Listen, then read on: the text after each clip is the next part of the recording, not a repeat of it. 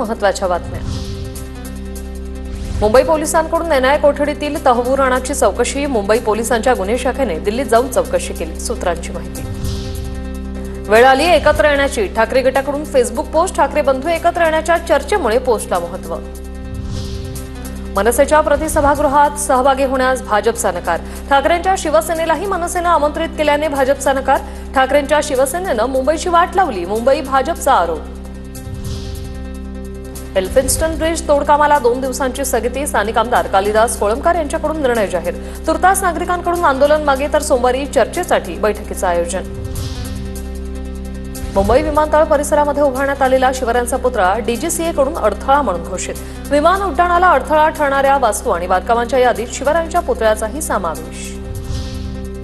National Harold आर्थिक गैरव्यवहार प्रकरणात सोनिया गांधी राहुल गांधींना नोटीस बजावण्यास नकार। दिल्ली न्यायालयाकडून राहुल गांधींसह इतरांना तात्पुरती नोटीस बजावण्यास नकार।